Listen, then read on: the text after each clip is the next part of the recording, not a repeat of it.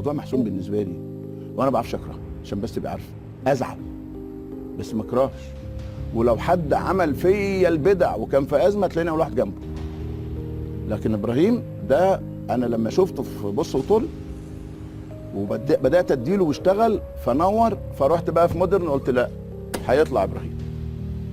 استاذ محمد هاني عندك ايوه قولي له اول برنامج طلع لابراهيم سي بي سي اكسترا انا اللي مختار اسمه ساعه رياضه، لان عندي قناعات.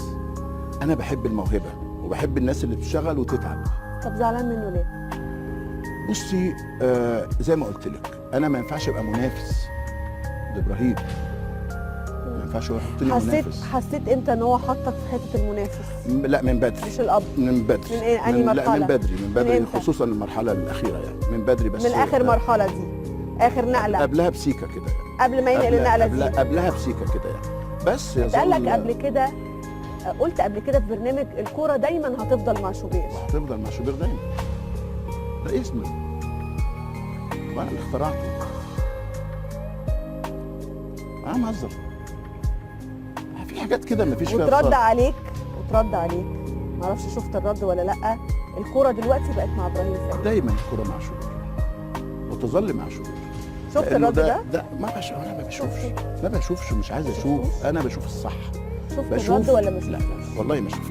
انا عارف انا بعمل ايه. كوره مع شوبير ده براند باسمي ساعه ما كنت في قناه الحياه والناس كلها عارفه كده. بس دلوقتي بقى حارس الاهلي اسم جميل. ولما جيت اطلع ما انا كنت ممكن اطلع بالكوره مع شوبير تاني، بس الناس حفظت عن ظهر قلب الكوره مع شوبير. هطلع فاصل دلوقتي، بس بينا. قبل ما اطلع فاصل غششيني السؤال اللي لا عايزاك تقول رساله لابراهيم فايق، تقول له رساله. يظل ابني. انا مقتنع بموهبته وعارف انه مذيع كويس وابوه مربيه كويس على فكره كمان يعني.